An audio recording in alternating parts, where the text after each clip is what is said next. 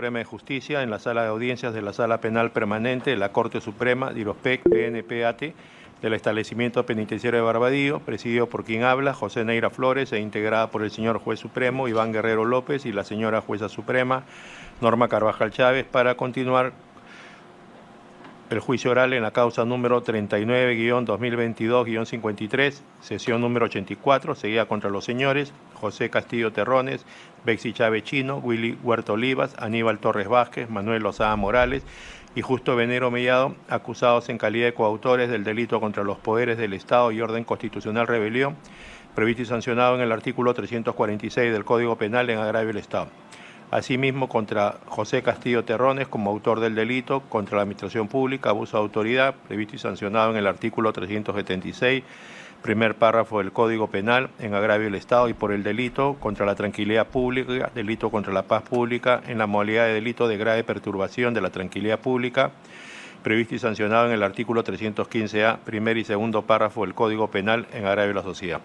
Asimismo, en el extremo de la nulidad de transferencia solicitada por la Procuraduría General del Estado respecto de la compra-venta efectuada por la procesada Bexy Chávez Chino a favor de Celestina Mamani Molinero sobre el inmueble ubicado en la manzana I, lote 15 de la Asociación de Vivienda Vía El Pacífico, Distrito de Calana, provincia y departamento de Tacna. Para efectos de garantizar la publicidad, están presentes los medios de comunicación y se transmite a través de los canales oficiales del Poder Judicial. Sin perjuicio de ello, también pueden ingresar los familiares de los señores procesados que estos indiquen.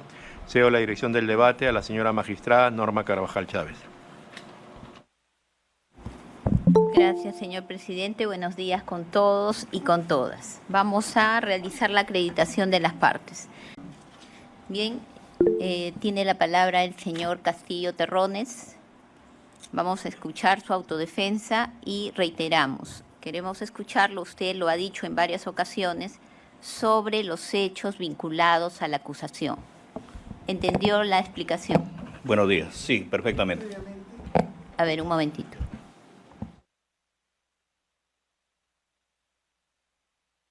Disculpe, señor Castillo, hay un abogado que falta acreditarse. Sí, buenos días, señores jueces supremos, integrantes del colegiado con las dispensas del caso. No puedo acreditarme al inicio. Abogado Alessandro Castro Guamán, con colegiatura 479 del Colegio de Abogados de Huancavelica, como defensa del ciudadano Huerta Olivas. Muchísimas gracias. Gracias. Bien, ahora sí, tiene usted la palabra, señor Castillo.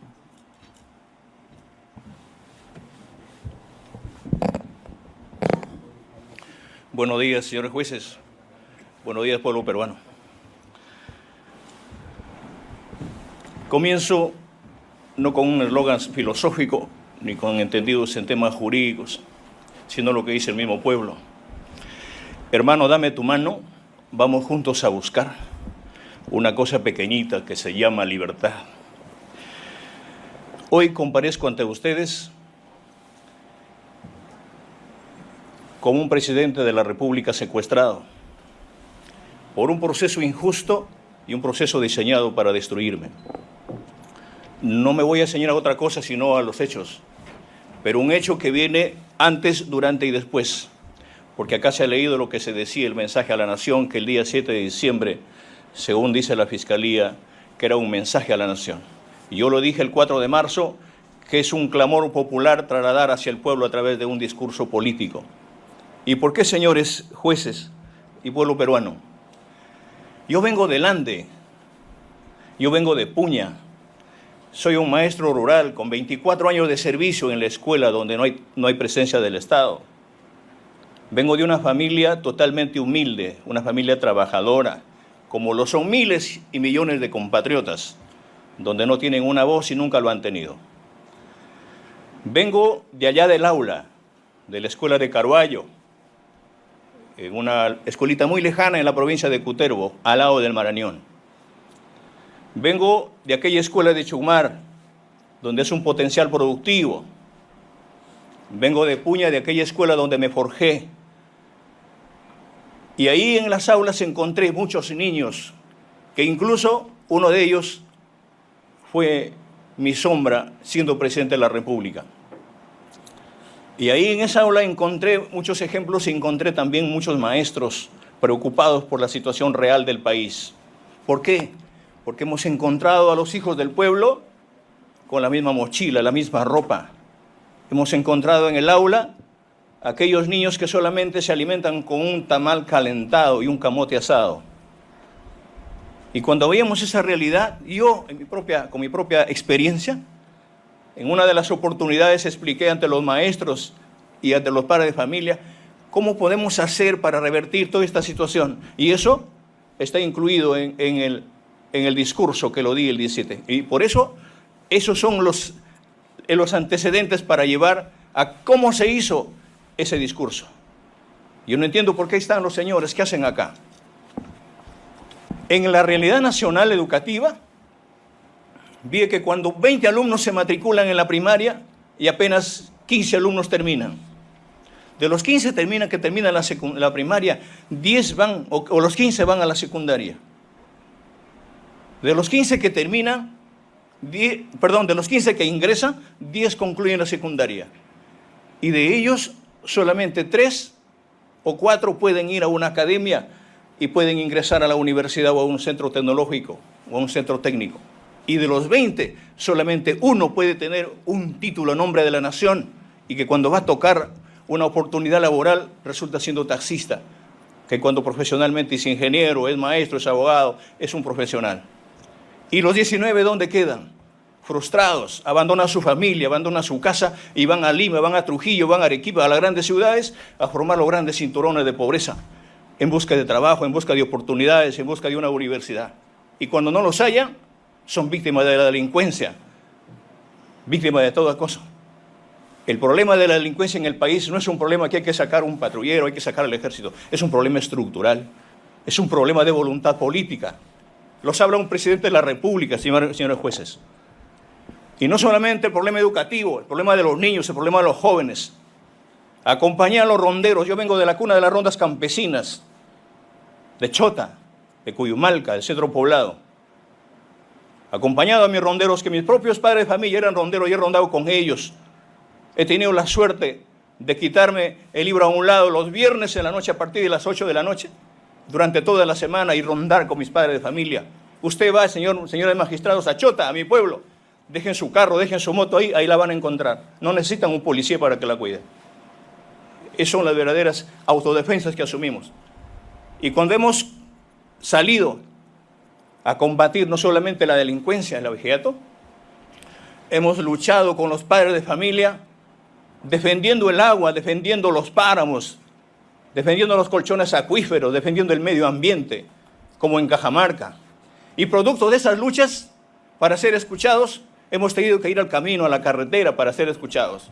Y cuando hemos gritado que se respete la vida, que se respete la educación, que se respete tantas cosas, ¿qué nos han dicho las autoridades? Terruco, comunista, delincuente, ignorante.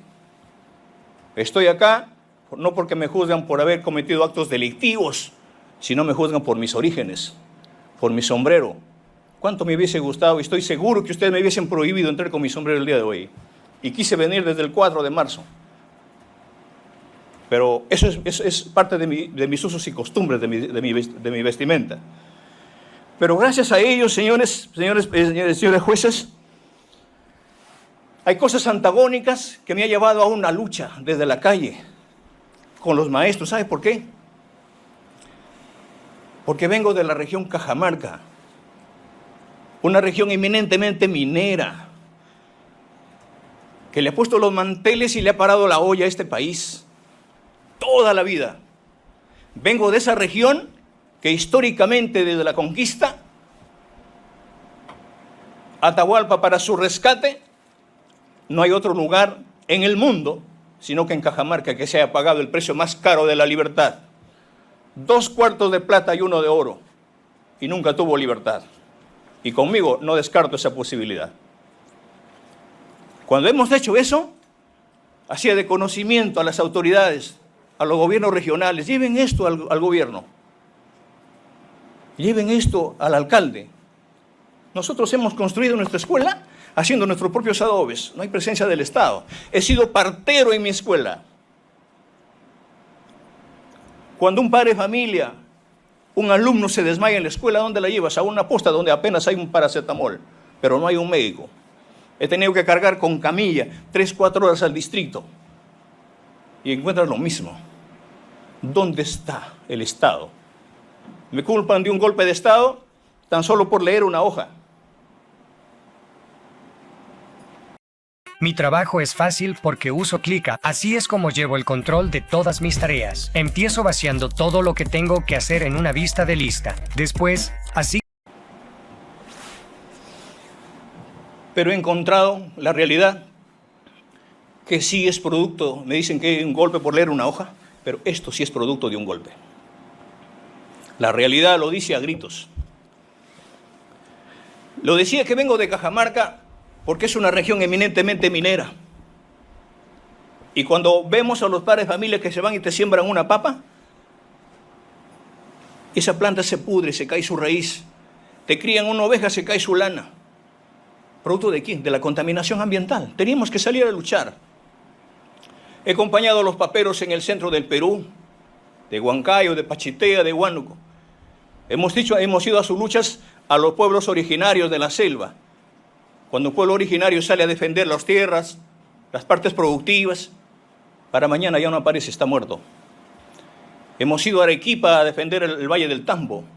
Hemos ido a Piura a defender el Río Blanco. En todas las luchas. Por eso es que el pueblo me conoce. Yo recorrí el 100% de las provincias del país. Conozco al Perú por dentro. Nunca encontré a un reportero, nunca encontré a un periodista diciendo la verdad. Jamás, nunca la encontré.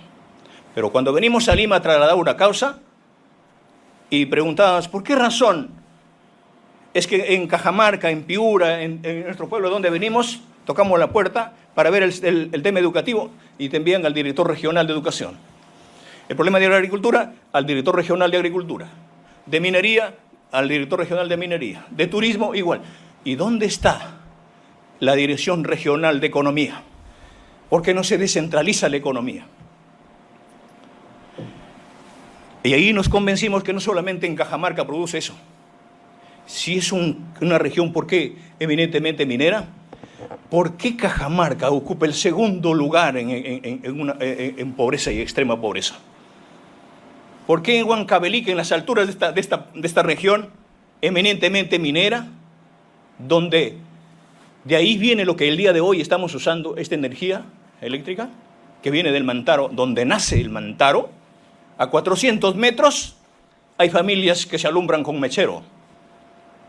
No hay luz eléctrica. ¿Por qué en el Cusco, cuando usted va a ver, y pomposamente decimos que tenemos al gas de Camisea, a 1 kilómetro, hay familias que cocinan con leña? ¿Por qué al litio se le mira a Puno? ¿Por qué? Porque había en mi gobierno exigiéndome que entregue el litio fuera del país. He acompañado a los pescadores. He acompañado a cuidar el mar que acaban de entregársela. Aquellos pescadores que luchan, meten su lancha para sacar cuidadosamente y cuidan las especies, cuando de la noche a la mañana se viene toda una embarcación y se la lleva con todo. A Puña llega solamente un pescado salado, mientras al extranjero se lleva la mejor harina de pescado. Hemos sido potencia en harina de pescado. Hemos luchado junto a los hermanos agricultores, a los estudiantes, a la clase obrera, a las amas de casa.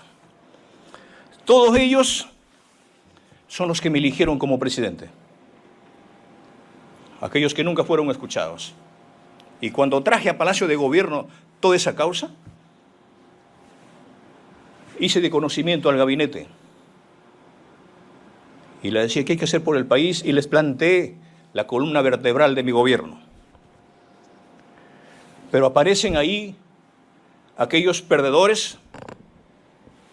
En la campaña fuimos 18 candidatos. Yo inhabido, no existía. Porque estaba con el pueblo, escuchando su causa. ¿Qué hay que hacer con el gobierno?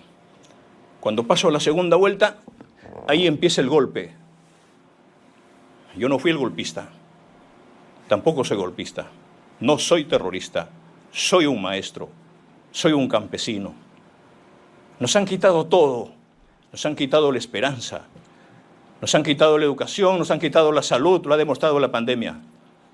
Nos han quitado los derechos, pero también nos han quitado el miedo, señores magistrados. Señores magistrados, he sido víctima de difamaciones, de imputaciones, de terruqueos. Me han dicho ignorante, que tengo un nivel bajo. Póngame al piso si quiere, pero soy de abajo. Soy de los miles de millones de compatriotas. Y ahí empezó gracias a aquella guerra de odio, de miedo. Cuando llego a Lima, me doy cuenta que las familias en Lima no pueden tomar un desayuno si no existe un pan. Y usted va a la punta del cerro, ¿cuánto sufre una familia para tener un sol de pan en su mesa? Y cuando pregunto, ¿cuánto está un pan? 3 por un sol, 4 por un sol. Soy agricultor, nadie me va a enseñar cómo se siembra un arroz, un café, cualquier planta. Y la puedo demostrar en la selva, en la costa y en la sierra. Y cuando veo que este pan está caro, llamo a los expertos en agricultura y se propone, recuerdo lo que me dijo mi padre, hijo, tienes que impulsar la segunda reforma agraria, porque mi padre fue peón y fue una persona que fue ninguneado por un hacendado y nos quitó aquel producto cuando llegó su caporal a quitarnos, cuando los choclos estaban maduros. Si bien Juan Velasco Alvarado nos lo dio la tierra a quien la trabaja, pero le faltó implementar la segunda reforma, la primera reforma agraria. Parte de ello es el sustento del pan en Lima. Y digo, ¿y por qué? ¿Cuál es el problema? ¿Por qué está caro este pan? ¿De dónde viene la harina que usted come un pan todos los días? ¿De dónde viene? Viene del extranjero, se importa. Viene de Rusia, viene de Canadá, de Estados Unidos, de Ucrania. El problema no es que esté caro la harina. El problema es que pasa por 10 manos para llegar al Perú y quien se beneficia son los grandes empresarios y el que sufre es el pueblo. Pero tiene usted a un país eminentemente agrícola, con diferentes pisos ecológicos, con diferentes climas, diferentes producciones, miles de semillas para mejorar el país. Propongo un proyecto de ley para el Congreso que me dejen impulsar la segunda reforma agraria para sembrar trigo y cebada durante toda la serranía, como se hizo en el incanato. Y no solamente vamos a tener 20, 15 panes por un sol, sino tendremos harina y producción y alimentos de reserva de la mejor calidad y exportar, si es posible, nuestra harina. Eso fue lo que tenía que plantear y venía planteando en los ministerios. Yo como presidente de la República, ustedes tienen que entender que cuando el presidente de la República se sienta en el Consejo de Ministros, a su mano derecha tiene al Premier y a su mano izquierda tiene al Canciller. El presidente de la República es el responsable de conducir la política exterior, pero también la política interna. Hay deuda interna y hay deuda externa. Pero me di cuenta como gobierno, ¿qué hago pagando la deuda externa? Si la escuela o ese préstamo que vino no se construyó, no llegó al país. Y me di cuenta que el Estado y el gobierno, la deuda más grande no es la deuda externa, es la deuda interna. Educación, salud, agricultura para el pueblo peruano. En ese entender, llamé al directivo de la SUNAT. Quiero que me exponga usted, señor, ¿cuál es el problema? ¿Por qué? ¿Qué está pasando con el país? Hay empresas mineras, petroleras, gasíferas, madereras. ¿Y por qué hay tanta desigualdad? ¿Qué es lo que está pasando? Y el jefe de la SUNAT me dice, ¿sabe qué? Nosotros hemos venido cobrando las grandes deudas, pero hay un poder judicial, hay fiscales que le dan la mano a las empresas y le dicen, ¿sabes qué? No te preocupes, que esas grandes deudas no vas a pagar porque hay que esperar que se hagan. Ellas son deudas viejas. Y las nuevas hay que esperar que se hagan viejas. Pero no importó. Llamé al ministro de Economía y le dije, acá no se trata de estatizar la economía, se trata de democratizarla. En ese entender, fueron aquellas empresas que miraron al país y miraron al gobierno, que no pedía para el bolsillo, no pedía para mí, no pedía para el ministro, pedía para mi pueblo. O en todo caso, que esas deudas se canjeen con obras, que se hagan puentes, que se hagan escuelas, que se hagan hospitales. Y cuando empiezo a cobrar las grandes deudas, salpica el problema con Pedro Castillo, no como individuo, sino como un gobierno que dice, hoy ha entrado un gobierno comunista, te va a quitar tu casa, es un chavista, es un golpista, hay que meterle los ojos en Zarratea, hay que crear el EFICOP. Pon el caso de Anguía, de su esposa, de su hija, de sus hermanos, el gabinete en la sombra de los niños, tantas cosas. 3 años, señores magistrados, a mí se me ha incluido por actos de corrupción. Y no me la van a encontrar porque yo no vine para eso. Y acá la digo al país y ante ustedes. Si a mí me encuentran una cuenta donde haya jalado un centavo para Pedro Castillo, para mí, o haber una cuenta afuera, o tener una propiedad, y me encuentran un indicio de corrupción, yo no voy a pedir pena de cárcel. Pido pena de muerte.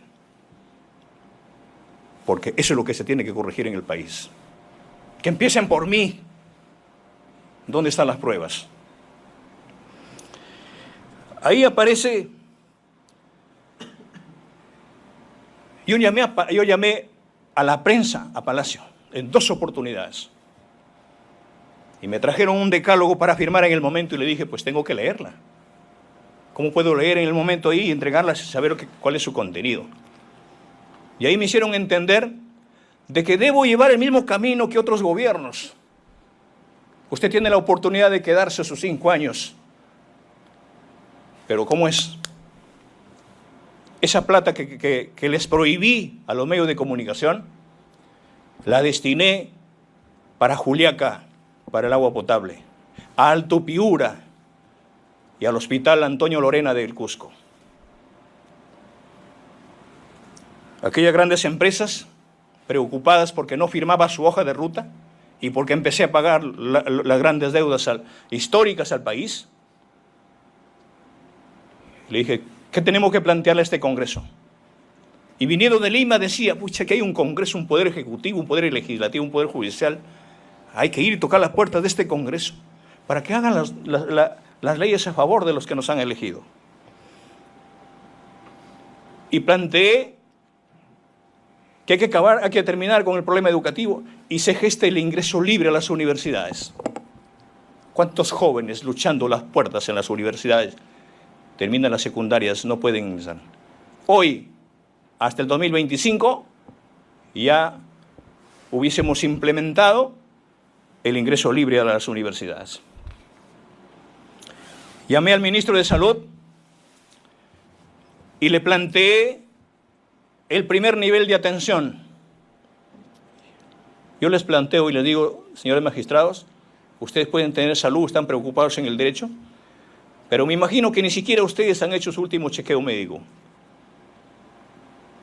El padre de familia, el ciudadano, se saca todo el jugo trabajando y cuando ha forjado su vida, vienen los años, se va a un médico y descubre que tiene un cáncer a la 3ª etapa.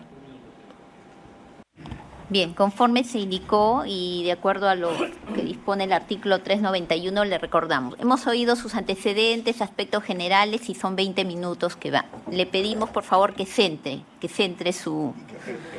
En el marco de imputación... Sí, señor magistrado. Que se ha visto en el juicio oral, usted ha estado todo el juicio oral y usted conoce bien cuál es. Sí, señor magistrado. Es que lo digo porque eso está en la hoja. En la hoja que leí el 7 de diciembre. Sí, eso nos interesa conocer. A eso voy. Pero centre el tema. Faltan unos minutos, señor magistrado, para concluir esa etapa preliminar. Estoy haciendo una línea de tiempo nada más. Sí, por favor. pero dosifique su tiempo para que pueda utilizarlo adecuadamente. Ya ha pasado 20 minutos. Concluyo entonces.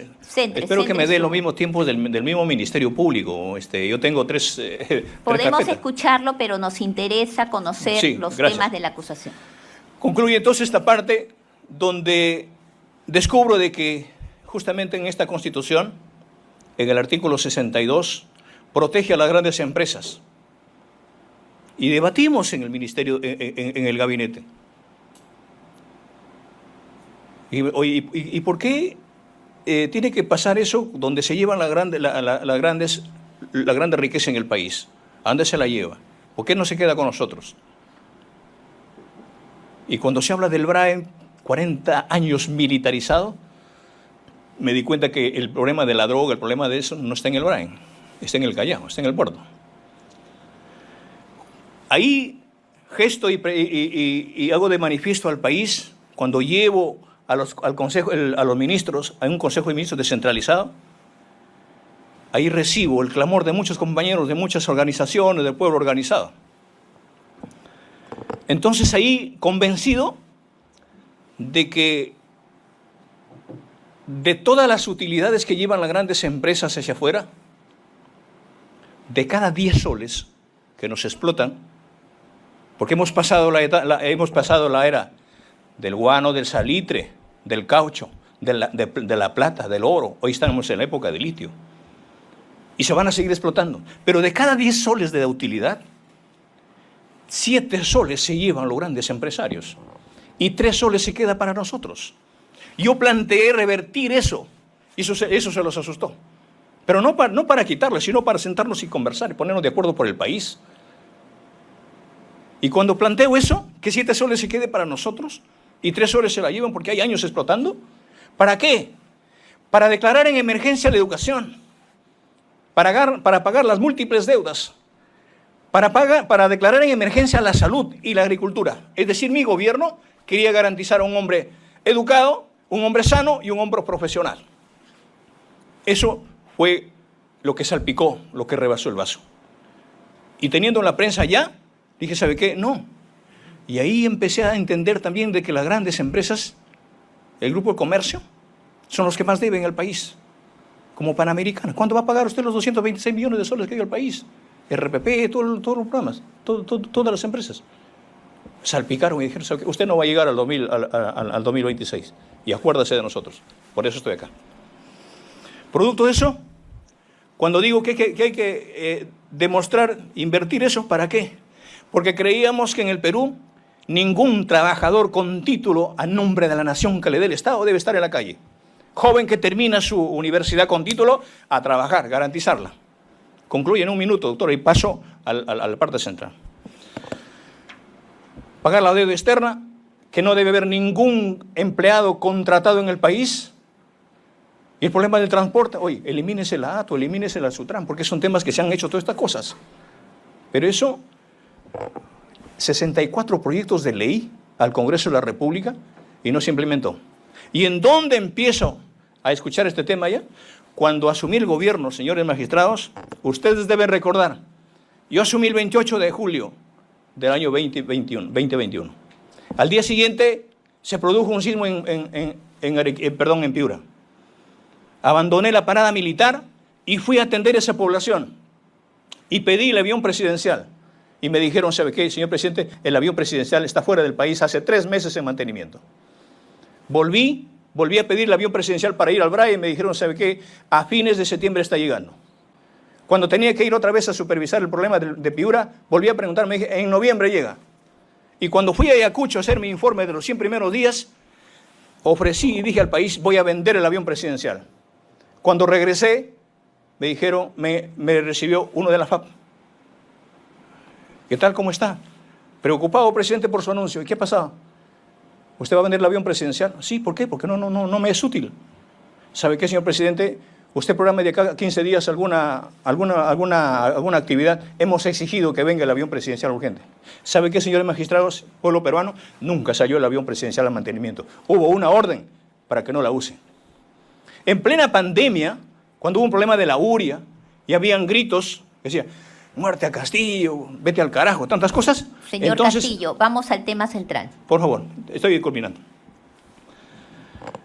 Dispuse de que el guano de la isla se vaya a los agricultores, porque es un problema de emergencia. Y eso está en lo que se ha leído, por favor.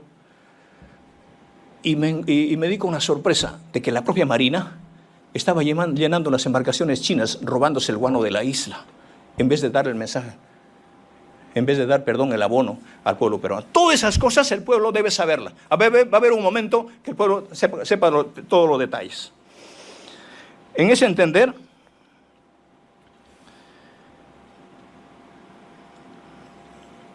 me doy cuenta que no tenemos un aeropuerto del Estado.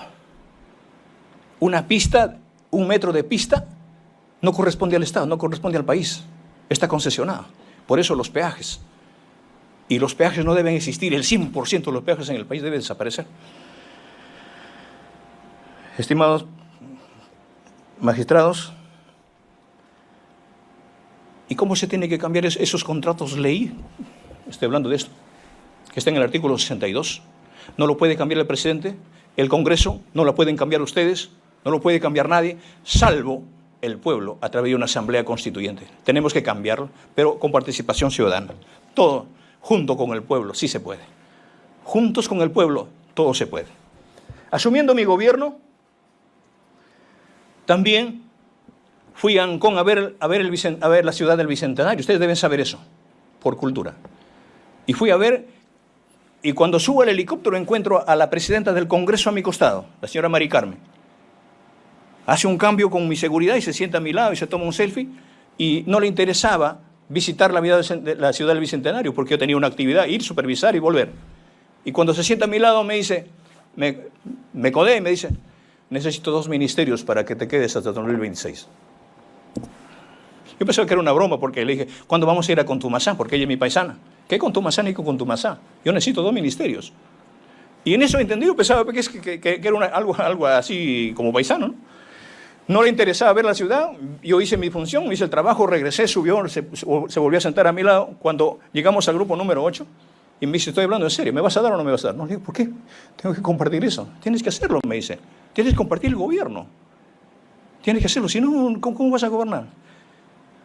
Por eso es que hicieron conmigo y pusieron a una y otra persona para ver, ¿sabes qué? Hacete esto y el resto. Porque yo no me sometí para eso.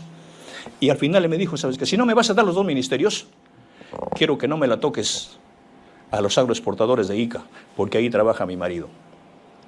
Cosas así, o sea, de frente, lejos de decir, he presentado estos proyectos de ley, tenemos que agendarla. Sí, pero nos interesa el tema Sí. central y ya se Por lo favor, vamos doctora, reiterando. el pueblo Por favor. necesita saber, escúchame. No, es que este está no bien. es un escenario Sí. político. No Acá es escenario político, son las necesitamos realidades. saber, Doctora, le es la hemos dado verdad, la más de verdad. 20 minutos. Doctor, por favor, un hito. Ya vamos 30 minutos Sí. y usted no ingresa al tema Bien. central.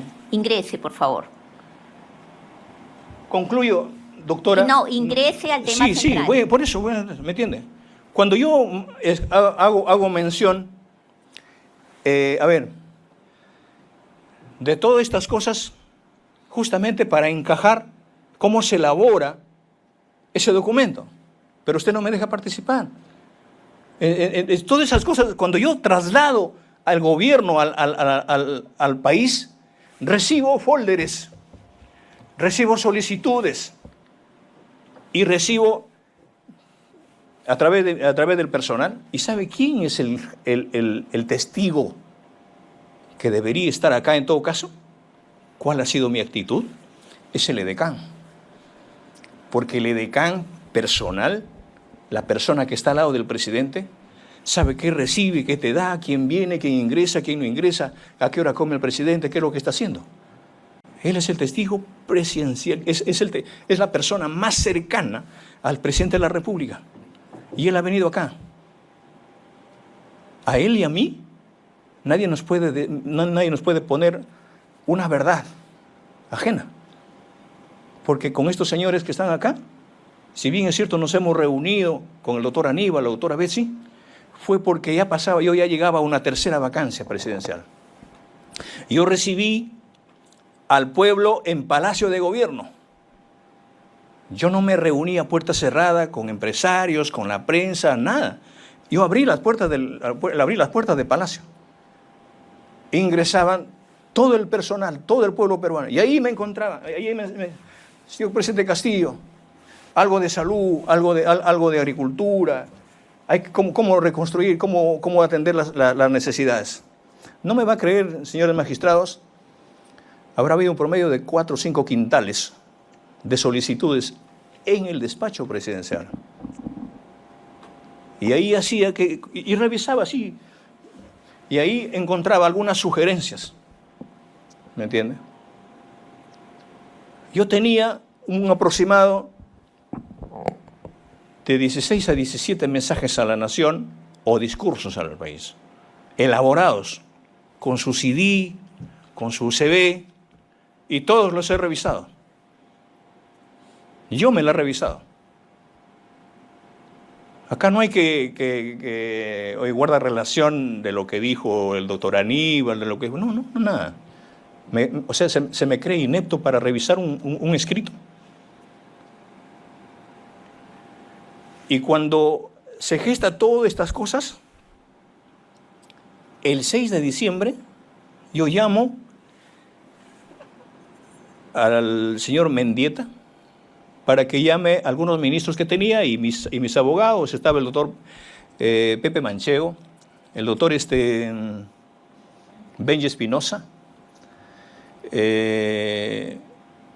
los ministros como el ministro de Justicia, y empezábamos a estructurar cómo voy a participar al siguiente día en el Congreso. 3 de la tarde. Yo quisiera que ustedes le hagan un seguimiento a la notificación de la tercera moción de vacancia cuando llega a Palacio de Gobierno y no la pude recepcionar porque estaba invisible. Nunca llegó la notificación para asistir. La regresamos porque no se podía leer. En ese entender, todo estaba programado y viendo qué es lo que teníamos que hacer al día 7 de diciembre. ¿Cuántos minutos va a hablar el doctor Palomino Manchego, el doctor Benji, y cuántos minutos voy a hablar? Pero también había problemas de agenda. Y escuchaba y compañeros y decían algunas personas, amigos, organizaciones, el pueblo que me eligió, estaban en la calle. Te vamos a acompañar, fuerza, presidente. Y en eso yo le llamo al ministro del Interior y le digo, ¿podría haber la posibilidad de saludar al pueblo como es en todos los países, en todos los gobiernos, que se saluda a su pueblo? A mí me puede negar saludar a mi pueblo peruano, y si es posible en la Plaza de Armas, saludarla, hacerles entender qué viene de acá, qué cosas vamos a hacer. Es que por eso después del 7 de diciembre yo llamo, y ahí están las llamadas perdidas, con la doctora Betsy Chávez y con el doctor Willy Huertas, para decirle que no se preocupen, que todo lo hice yo, que ellos no tendrían por qué preocuparse, que ellos no han cometido ningún delito. Pero entiendo por el momento, y nunca me contestaron la llamada. El 6 de diciembre, cuando estábamos con el doctor Aníbal, con la doctora Betsy, ellos tenían el contacto con alguna de las bancadas. Decía, sí, este va a votar, esto no va a votar, esto está viendo, están evaluando, está juntándose tal bancada, están viendo lo otro. Pasaban pues horas porque habían congresistas por diferentes lugares y las bancadas no se juntaban, no se reunían para tomar una decisión, porque nosotros queríamos tomar una lectura correcta. En la mañana, cuando se dice que me alcanzó a través del edecán un sobre, se han hecho acá una serie de conjeturas concernientes a ese sobre, el mensaje. Claro que me alcanza el doctor Mendieta el mensaje y pone en mi mesa, pero no es el discurso que se dio lectura, sino es la última versión para tener que ir a explicar y exponer a las 3 de la tarde en el Congreso. Pero a las 4 de la mañana, y yo recibo un WhatsApp donde el Congreso tenía ya un tema zanjado conmigo. Y yo no los decía a los ministros, a nadie. Yo llamo a los ministros a través del mensaje de WhatsApp del Bicentenario para ir afinando temas para irnos al Congreso de la República. Y en eso yo tengo una lectura, a mí nadie me dijo, oye, hace esto, hace lo otro. Entonces ya tengo una lectura, estoy convencido de que no tenían los votos. Bueno, no tenían los votos, pero ya sabe qué, yo voy a dar una locución, un discurso político. Y ahí cuando llega la doctora Betsy, ella no sabía, necesito la prensa sí o sí. Ella no porque había coordinado, sino que porque era una orden que tenía que cumplir y le había dado un plazo si es posible. Y se ha ido a traer la prensa. No, no importa, pero el resto ya estaban coordinando, estaban viendo en la prensa. Y le digo, ¿qué es lo que está pasando? Mi banda, ¿por qué demora tanto? Voy a leer esto. Y empiezo a leer. Y leo ahí con la finalidad de que haga eco lo que recorría el país, de lo que tenía que hacer por el país y qué es lo que está haciendo la parte del trabajo de obstruccionista por parte del Congreso. Y en la tarde tenía que ir al Congreso. Cuando veo eso después de la lectura, veo que un ministro renuncia el otro. Empieza y el doctor Aníbal estaba sentado en la sala de embajadores. Voy y le digo, doctor, vienen por mi familia. Porque a mi esposa, a mis hijos, a mi familia, ya había un tema de una guerra sin cuartel, haciendo entender de que ellos estaban involucrados en actos de corrupción. Voy a dejar a mi familia a la Embajada de México. Nunca pedí asilo. Y cuando tenía que cautelar, ¿quién no puede cautelar y defender a su familia? Mi familia vivía un tema de hostigamiento permanentemente todos los días, 24 horas del día en el Palacio. Se allanó Palacio como en ningún otro gobierno. Mi madre salía de una operación y mi madre la llevaban a la casa en San Juan del Lurigancho, saliendo de la operación problema de vesícula, y llegaron esa misma noche y alzaron el colchón y el catre y la botaron a mi madre al piso y alzando y buscando dónde están las cajas de dinero. Eso es lo que se ha hecho. La que más se ha llevado este problema es mi madre. Cuando se dan esas cosas, yo voy con mi propia escolta. Voy en el cofre presidencial. ¿Usted cree que una fuga se puede hacer con su propia escolta, con la policía? Y en eso, ahí sí sentí el golpe. Con metralleta en mano apuntando a mi hija, a mi hijita, que es mi talón de Aquiles. Un abrazo, Alondrita. Apuntan y mi hija estalla en llanto. Papá, te van a matar, me dice. Tranquilo, hijita. No, lloraba desesperadamente. Y para cubrir a mi hija, tenía que dar la cara, tenía que salir. Ahí están las imágenes. Me hubiese gustado que me den la oportunidad para verla. Pero bueno.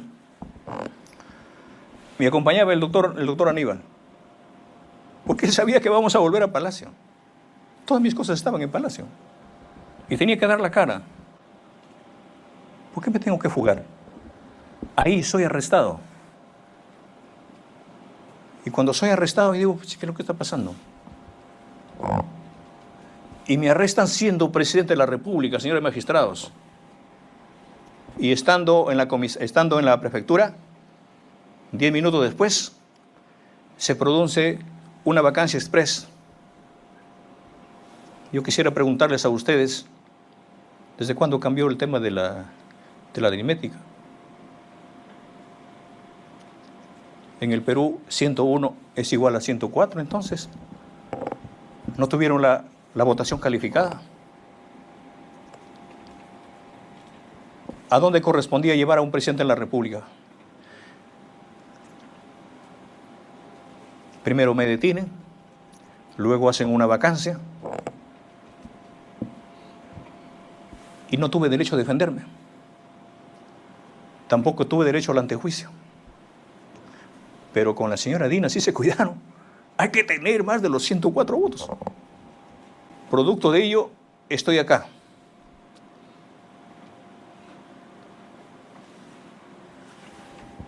Yo al inicio, en el 4 de marzo, yo los dije a ustedes, cuando asumo y viene una fila de abogados a Barbadillo, tocando la puerta. Presente esto, presidente. Usted tiene derecho a la defensa. Una acción de amparo, un habeas corpus, esta demanda, acá, allá, todo. Y todo era negado. Y usted, señora magistrada, al margen de cosas, yo no tengo un problema personal, nada con usted, yo le conocí en este proceso. Usted ratificó que yo tenía responsabilidad, que tenía armas en el Palacio y hay 13 resoluciones de las que me tienen preso acá. Y hoy nos hemos dado cuenta que no existe el delito de rebelión. Y ahí la prensa dice, tiene 20 abogados, 40 abogados, tiene tantos abogados. Sí, pues, al pueblo la defiende el pueblo. Yo no pagué un centavo por aquellos abogados, pero sí algunos abogados que vienen del interior del país, mi familia preocupada para cubrir algunos gastos de pasaje, algunas copias, mi familia se ha visto obligada en hacer algunas actividades. Yo los agradezco a ellos. Y cuando presento todas estas demandas, veo que no es un tema legal, no es un tema jurídico, es un tema político. Ustedes me escucharon el 4 de marzo y cuando veo que en todo este recorrido, por más abogado que tenía que traer a esta sala, me di cuenta de que ustedes ya tenían una consigna. ¿De qué me sirve traer a un abogado entonces o gastar o pedir el servicio de un abogado si todo está cantado?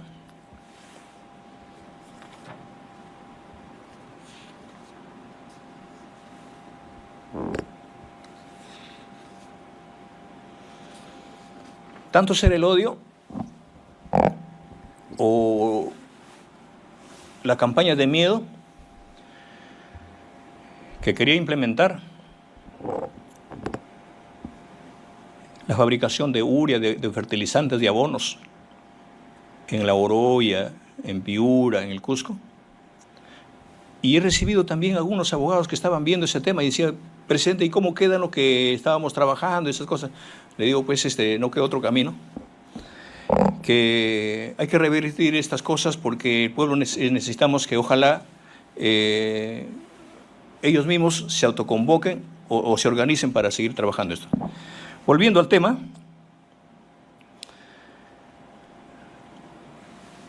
cuando ya me trasladan o soy detenido en la prefectura y me trasladan en la noche como un delincuente a Barbadillo y veo de que los congresistas, el Congreso pues aplaudía, ¿no? Y bien, y ahora asume la responsabilidad una persona que, bueno, el pueblo la conoce y producto de ello, a mí se me imputa de una segunda o tercera, bueno, valga la redundancia, imputación por el tema de abuso de autoridad y grave perturbación a la tranquilidad pública. Si ya estoy detenido, ¿cómo voy a perturbar la tranquilidad de la población? ¿En dónde está el abuso de autoridad si la misma autoridad se me quitan antes de las 2 de la tarde del mismo 7 de diciembre? ¿En dónde están los afectados? ¿Dónde están los damnificados? Señores magistrados,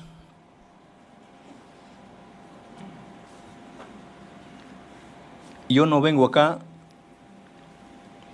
a pedir absolución. Yo no vengo a pedir clemencia ni simpatías. Vengo a exigir justicia.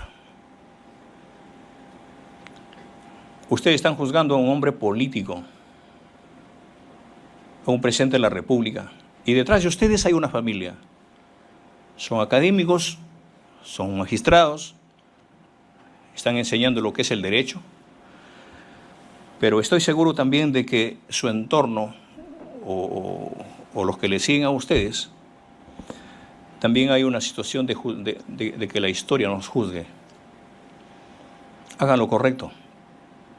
Pero el hecho de continuar en un escenario dándole derechos a la población, eso no nos van a quitar. Eso no vamos a mellar esta situación. Yo reitero, ¿qué hacen estos señores acá? Que nada tuvieron que hacer, nada tuvieron que ver con esta responsabilidad, que es netamente mía. A mí me han pedido que me identifique. Señores, yo decía acá, José Pedro Castillo, junto con el pueblo. Y esto es lo que tenemos que hacer para el 2026, para recuperar el país.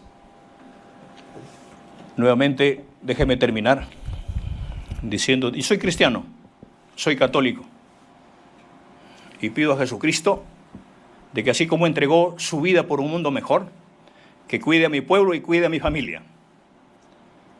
Y también perdone a los que ven al mundo distinto.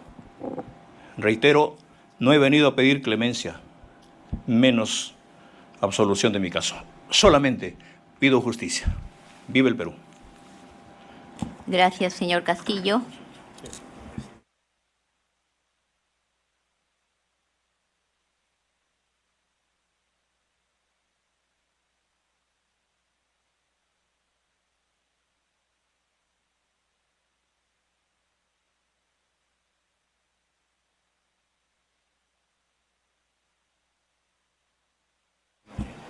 Bien, con esto ha quedado cerrado el debate.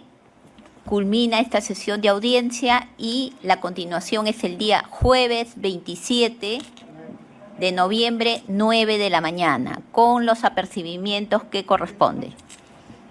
Entonces, téngase presente, copia a la parte interesada, se da por concluida la sesión. Tengan buenos días.